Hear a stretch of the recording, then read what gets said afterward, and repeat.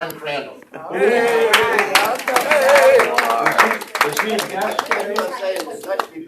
Was he gone? I didn't know he was gone. I didn't know it either. It's nice and warm, but no question about it. He's so bad. Compared to today's weather. I had a chance to talk to last speaker we had here. What's the name? Holly. Holly Dutcher. Molly Dutcher. Holly. And she said she is very, very pleased to have a chance to talk to everybody and be here and make a presentation. And she also was very nice about mentioning one thing. I said, "Well, you know anybody else who might like to come?" And she says, "Oh yes, I know." And so she gave me two names of people, who would like to come. And I'm going to contact them and see and talk to them and see if they'd like to come and join it. Because she said, "I enjoyed it so much that I'd like to share it with somebody else." So I think that was nice. Okay, so that's how I'd like to know. All right, great. Thank you, Warren. There you go. Attendance count? 21. Wow, that's a good one for a lousy day. A beautiful I think that's the most we had since we started. For a lousy day, too. There you go. Okay, moving on. Any old business? No old business. Okay, no old business. New business. On the, on the 16th, Talking about the luncheon. we're gonna have our lunch on Wednesday the 16th, the day before St. Patrick's Day. So I thought maybe we ought to go someplace Irish. So Free? we're open for suggestions. We thought of Shamrock Jack's, which is down in Seabreeze, or McGinnity's, which is up on Ridge Road, just past Dewey Avenue. If there are any other places you might want to suggest, we can think about it, and maybe next week we'll nail it down as where we want to go and how many we're going to have, so I can make a reservation. Hooters left, right? Yeah, Any who, other Irish restaurants you're interested in? you say Seabreeze down by, Yeah, it's right next to the parking lot. and where's the other one? Ridge Road? Ridge Road, just west of Dewey. Ridge Road, it's just past Dewey Avenue. Take your vote now. Think about it, we'll, Can we take a vote? Make a motion to take a vote? Yeah, let's take a vote. Where are you going tomorrow? So how many would be interested in Shamrock Jack? Shamrock Jack. That's Seabreeze. Seabreeze. I'll agree to that. Some of them aren't paying any attention. Go if you go. 1, 2, 3, 4, 5, 6. Okay. Six. How about McGinnity's? McGinney's. 1, 2, 3. We're the voters. You McGinney's. know McGinnis is loaded with cockroaches, right? Warren. Oh. Warren, we're talking about lunch. Where do you want to go? McGinty's on Ridge Road or on Shamrock. Shamrock Jack's for lunch? Check me later on it, okay? We're only taking a vote now. Next week we'll let you know where we're going, Warren. Jackson's by Seabreeze. I hear you guys are working properly. He'll tell you We're later. taking a vote for Won't make any lunch. difference. Where do you want to go? Shamrock Jack's? That's where he wants to go, Shamrock Jack's, right, Warren? I'm sorry, I'm not getting it. Well, we'll make Well, we'll it, vote next week. We might have more people. You know. Discuss it next week. won't make any difference. Think about it. Next week. Man, I wasted my breath. I like Shamrock I've been there, it's pretty good. I have to, several times. Oh, Shamrock Jack's?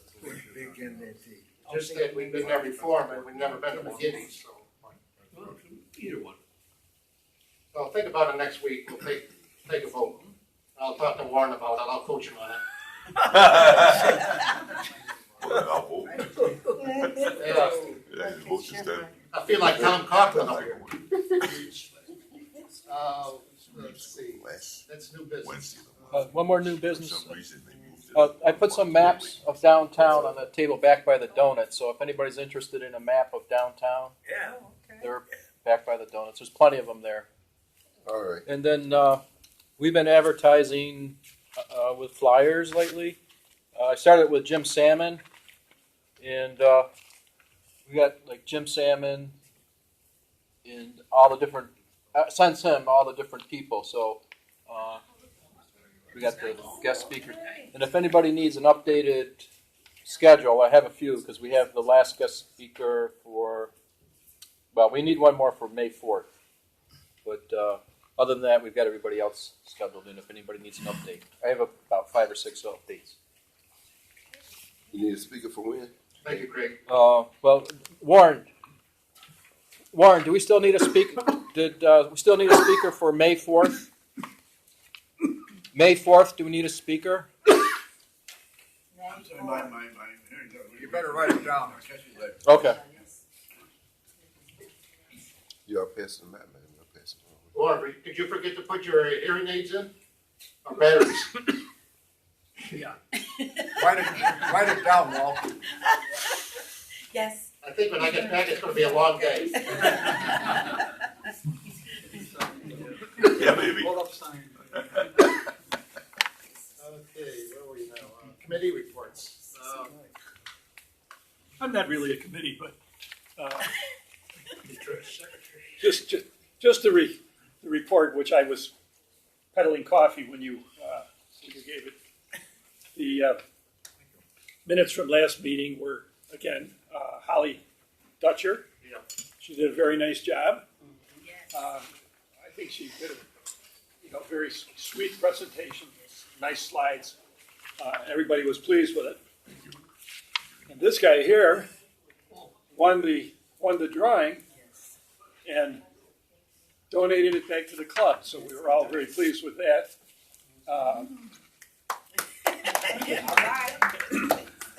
I also gave an impassioned plea for the Dryden Theater at the George Eastman House. I gave it 1 week too early.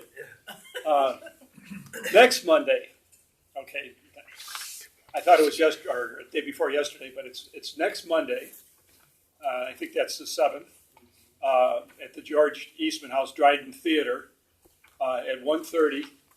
There is a chance to go to a free movie. Actually, go to 4 free movies.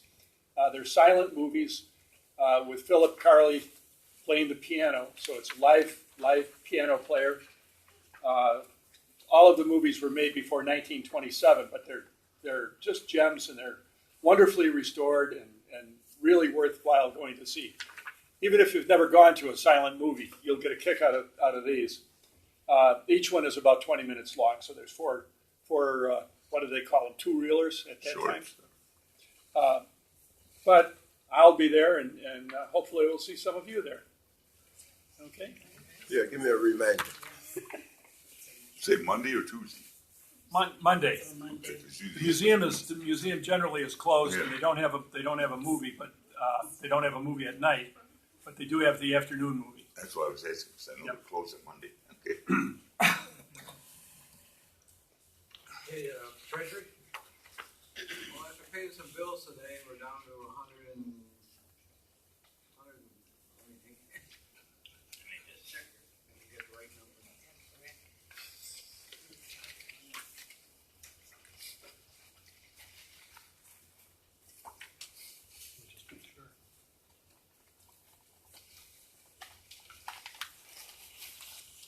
Down to $184.15. Yep. Paid, the donuts for the month are $62, and the coffee supplies are $14.58. We paid those today, so we're down to $186. Thanks, John. Sunshine report? The sun's not shining. Sunshine report. Where did you come up with that? Geese are I'll flying. just go through my agenda. I come across Main My Street. trusty old outline. I come across Main Street this morning. I thought I was going to end up at the railroad bridge down the street. It was blowing pretty good.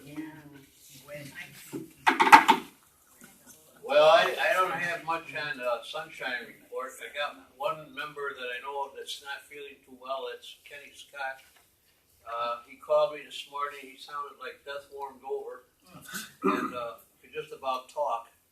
And so I know that he's got probably the same thing a lot of us have been fighting for quite a while. Other than that, I know of nobody else at the present moment. However, you want some humor? I'm going to dedicate this to my friends down here at the end of the room here.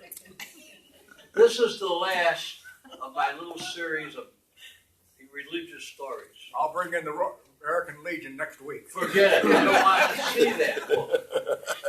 I have enough trouble with these. Did you say irreligious stories? I never saw one in the American Legion anyway. You ought to read it. Oh, all right. I'll take your word for it. All right.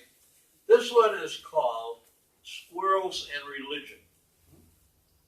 There were 4 churches and a synagogue in a small town. There was a Presbyterian church, a Baptist church, a Methodist church, a Catholic church, and a Jewish synagogue. Each church and the synagogue had a problem with squirrels. The Presbyterian church called a meeting to decide what to do about their squirrels. After much prayer and consideration, they determined the squirrels were predestined to be there, and they shouldn't interfere with God's divine will. At the Baptist church, the squirrels had taken an interest in the baptistry. The deacons met, and they decided to put a water slide on the baptistry and let the squirrels slide in and drown themselves. The squirrels liked to slide and unfortunately knew instinctively how to swim. Twice as many squirrels showed up the following week. The Methodist Church decided that they were not in a position to harm any of God's creatures, so they humanely trapped their squirrels and set them free. All the squirrels, here we are, set them free near the Baptist Church. 2 weeks later, the squirrels were back when the Baptists took down the water slide. But the Catholic Church came up with a very creative strategy. They baptized all the squirrels and consecrated them as members of the church. Now they only see them on Christmas and Easter. I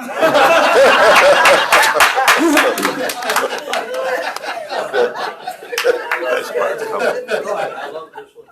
Not much was heard from the Jewish synagogue, but it's rumored that they took one squirrel and circumcised him, and they haven't seen a squirrel on their property since. So much for the squirrels. So I think this one for you girls. Tell that one to your grandchildren. That one squirrel. I love you.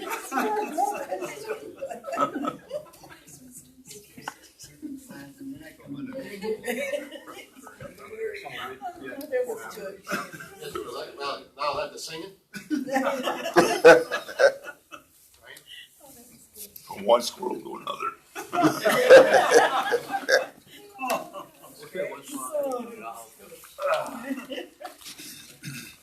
I'm following up with Kenny. I got the same thing he does, I think. Pick something I know. Okay, let's start on, excuse me, on page 11. Started with God Bless America. Since you told me it's a good place to go. God bless America, land of our love. Stand beside her and guide her through the night with the light from above. From the mountain to the prairies, to the ocean, white with foam.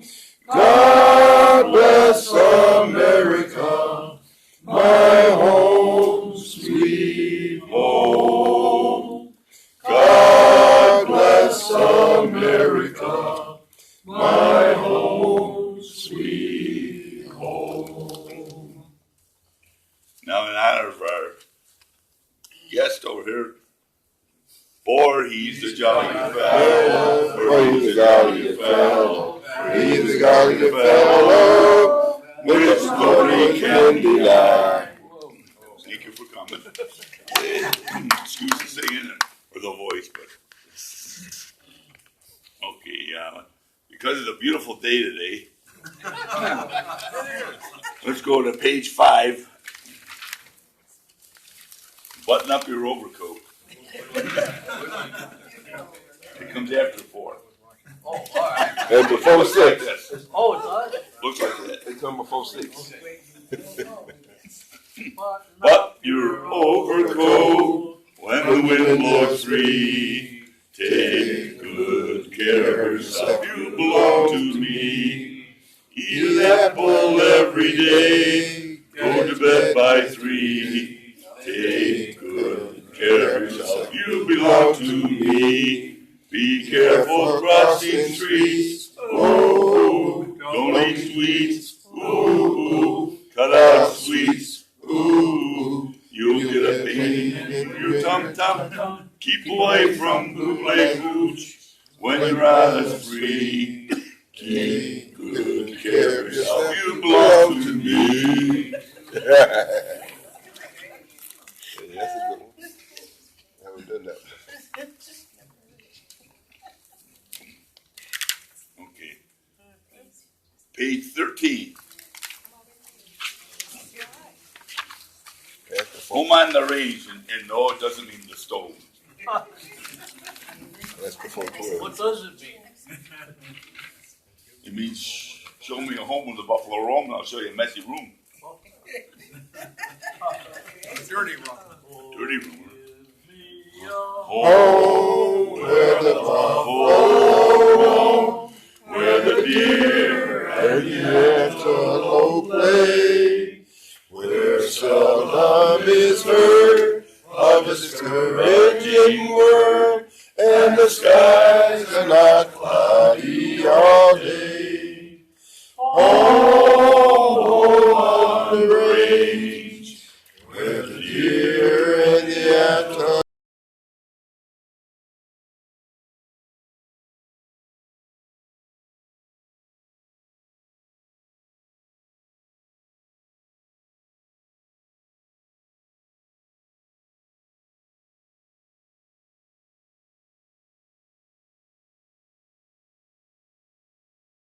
Right there. Sign him up. Page 20. Page 20. That's before 19? That's before 19, yes. Okay. Remember, I only graduated 6th grade, so you gotta help me out. Down at the bottom, long trail. There's a long trail winding into the land of my dreams, where the nightingales are singing and the white moonbeams.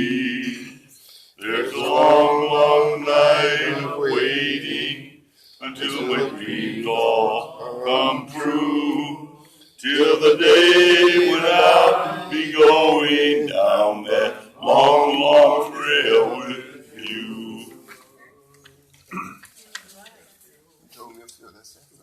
I mean,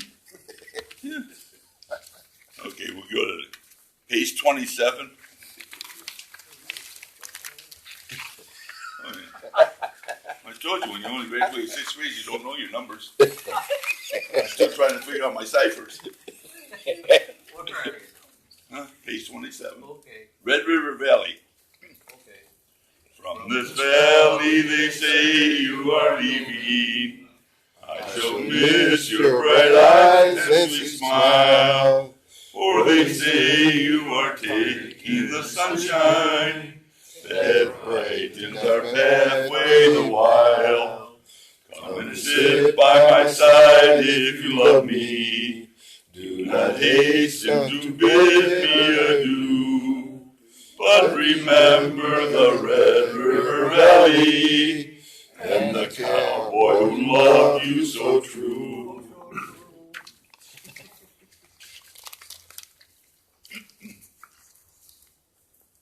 Okay, page 19 we'll finish up. Just a closer walk with thee. And we'll do verses 1 and 3. I am weak, but thou art strong. Jesus, keep me from all wrong.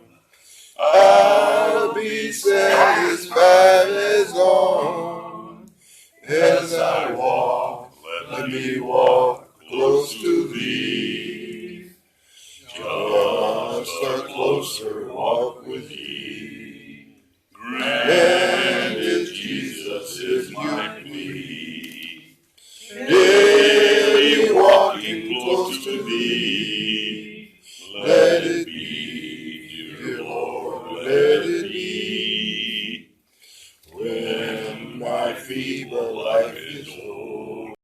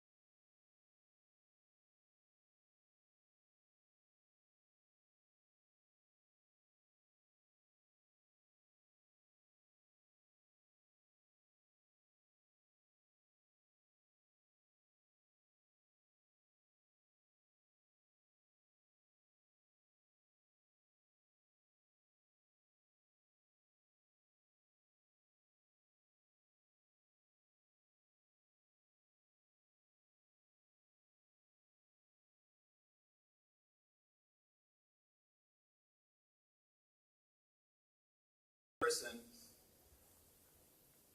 stole well over $10,000. Not only that, when confronted and he confessed, he said that he inherited it from his predecessor. How do you like that? Truth is stranger than fiction.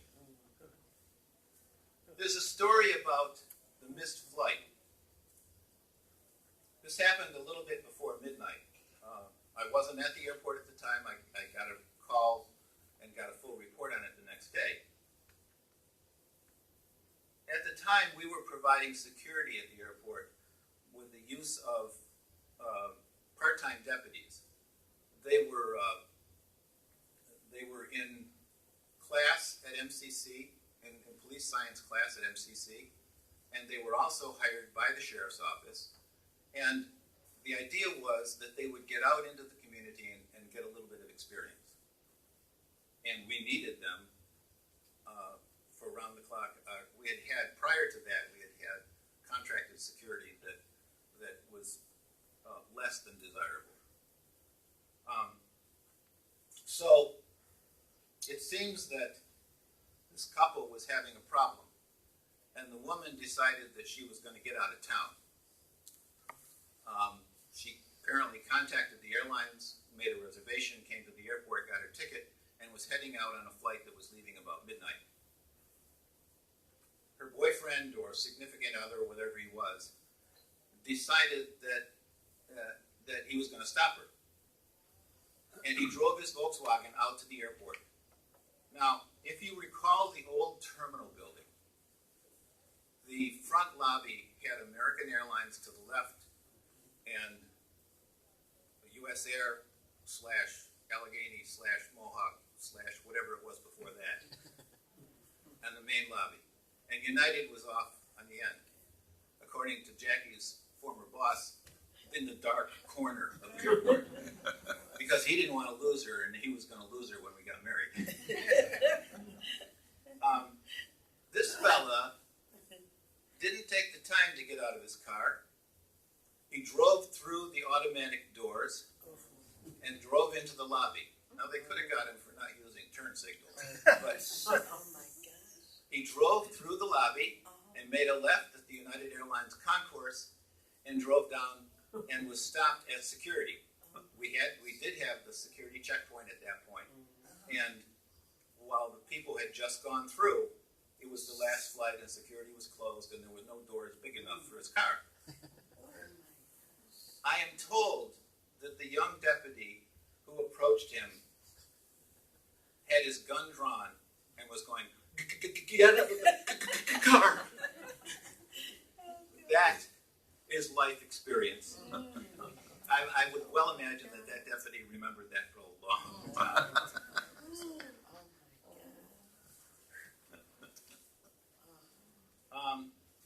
Then there was the day when I had just come back from lunch. I was getting ready to have a fairly productive afternoon at my desk.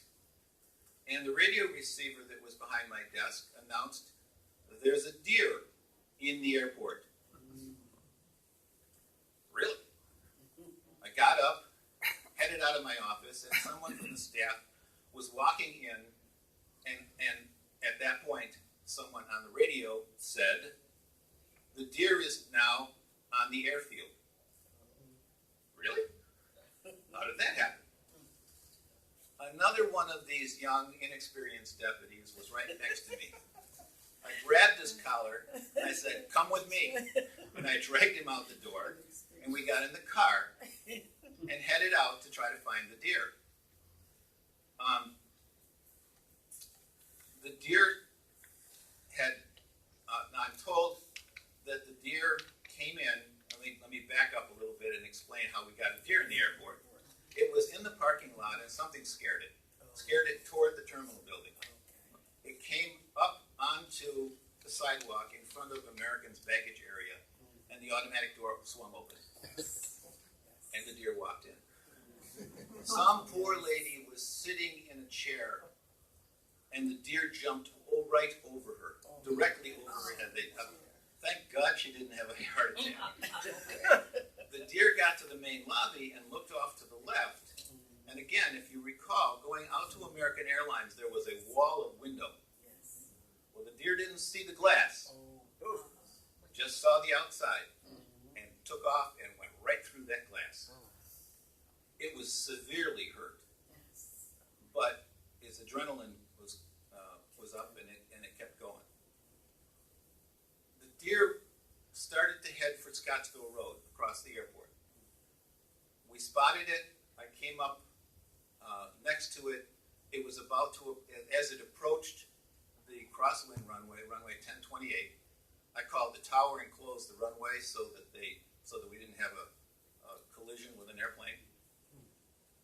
It was running right next to the pavement, and I decided, in my inexperienced wisdom, that maybe I could knock it down. So I brought the car over right next to the edge, and I jammed the wheel to the left and to try to ram it and knock it down. Well, the poor deputy looked at me, and I think he was ready to get out of the car and go back to the terminal right now. Get me out of this car, this man is crazy. The deer stumbled but did not go down. So we continued to follow it and closed the general aviation runway. It got to the fence at Scottsville Road, and it was too weak to jump the fence. One of my equipment operators was standing near the fence at that time, and the deer turned and started running down the fence toward the fellow.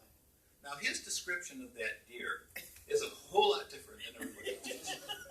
It was big, really, really big. It was a yearling doe. But from his perspective, it was pretty big, and I think I probably would have felt the same. He successfully got out of the way or ducked or something. The deer ran along the edge of the fence and ran behind a building and tried to jump over a 55-gallon drum and wasn't able to make it, so it landed straddling the drum. By this time, the sergeant was with me, from the sergeant who was in charge of our division.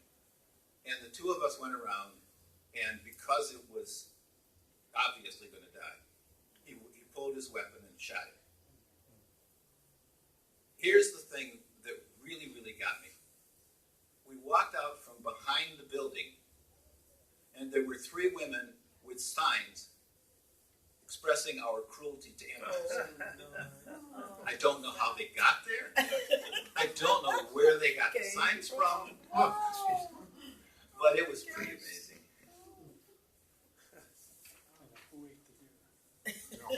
Truth is stranger than fiction, and that's why when I do my writing, I want to write about truth because I think it's a whole lot more fun.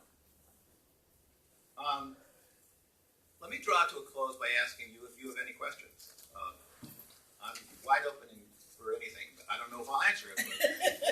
Apart from your experience there, I was taking a driver training course, and we had a wonderful man who was teaching us, and he was saying, well, my wife and I were driving along, and suddenly a deer came out of nowhere, slammed into the car. So it wasn't hurt. So he said, I said to my wife, I hope he took some aspirin for his headache. Very good. Oh, that's good. Very good. Any questions or anything? How long do you write each day? I get up a lot earlier than Jackie, and I usually use about an hour and a half or so to do my writing in the early part of the day. Okay. I think every writer tries to pick a time, and it helps. It helps to have that sense. When you publish your books, you do it. You did your own. You said. Yes. How did you go about doing that? There's a software that's online called CreateSpace, and it guides you through the process. It's very, very user-friendly, and I did not have a particularly hard time with it. So you didn't use an editor or anything, just... No, I have a writer group that I work with. They critique sections. I had a I rely on my friends to tell me when I'm doing things wrong, and it's very humiliating when you go through a critique. You have to really, if you ask somebody, particularly another writer, to critique your work, you better be prepared to catch some. I had one of the writers critiqued my book, and she happened to have recently written a book about her husband, and it was a memoir, and it was very therapeutic for her.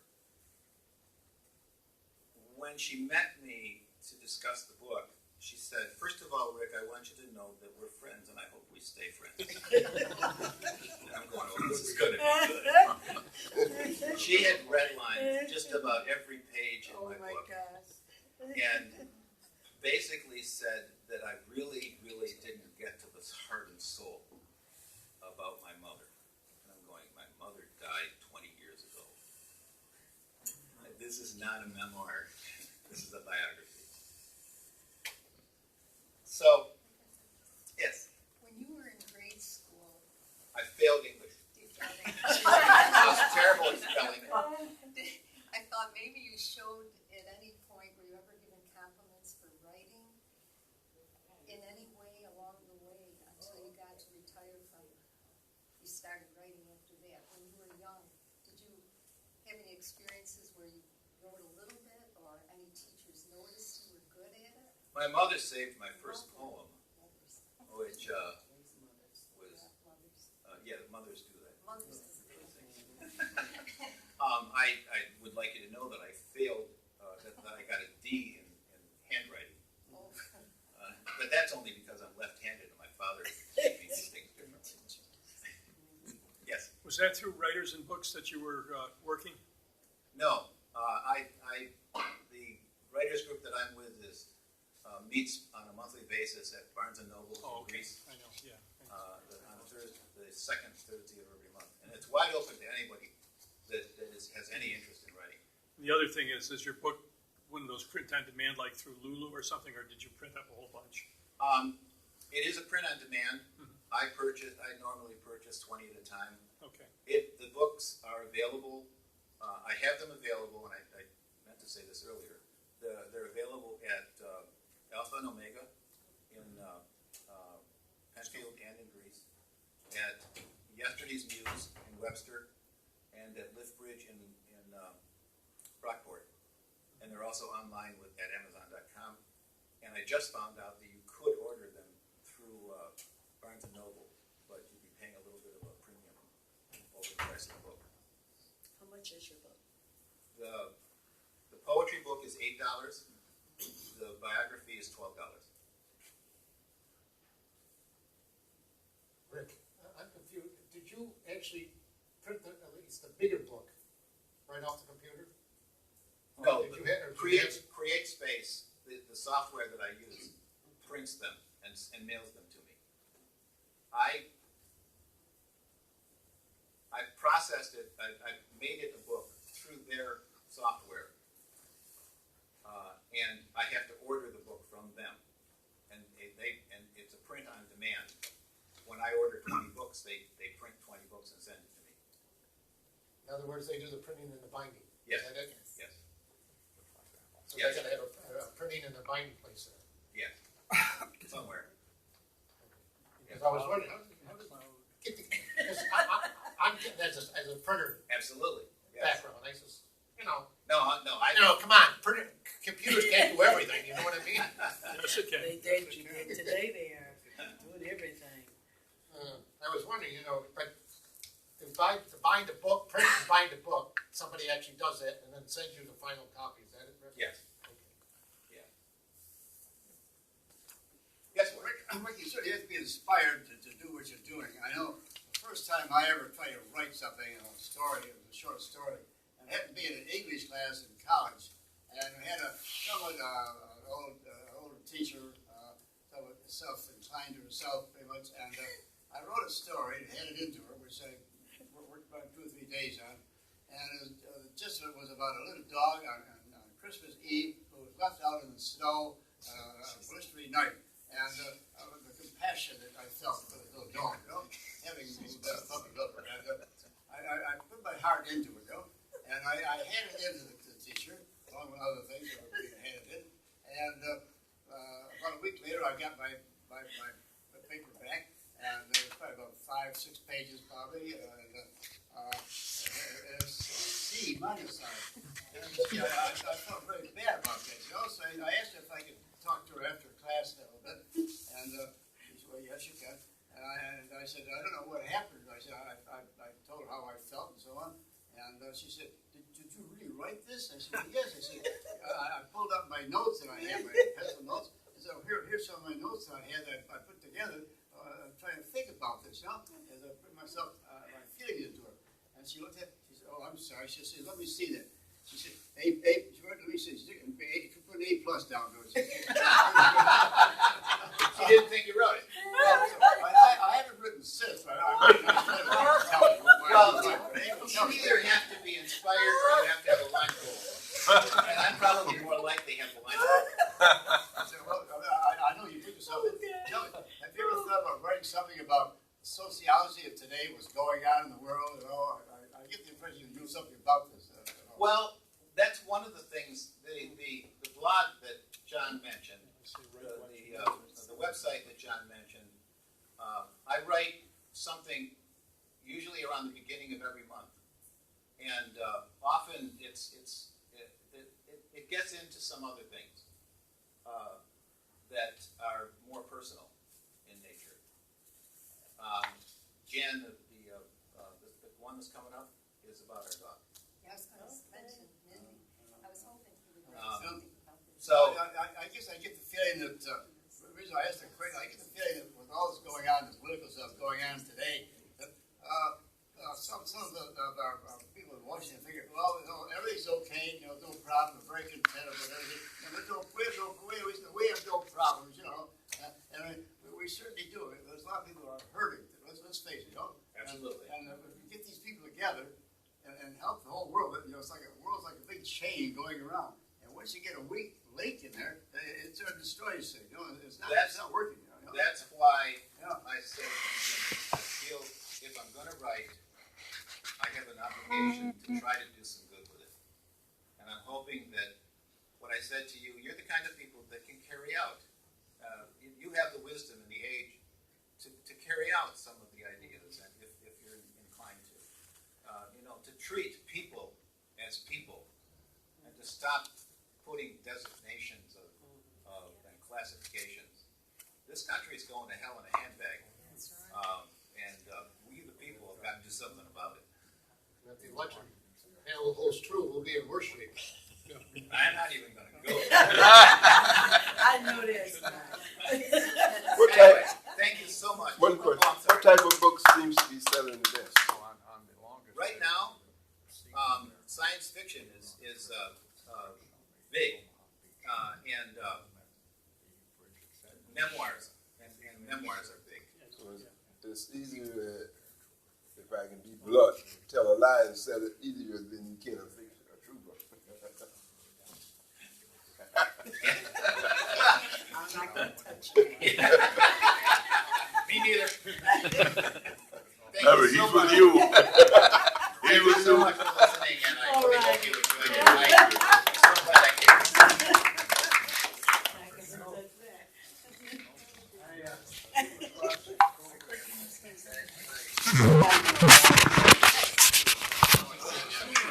I'm going to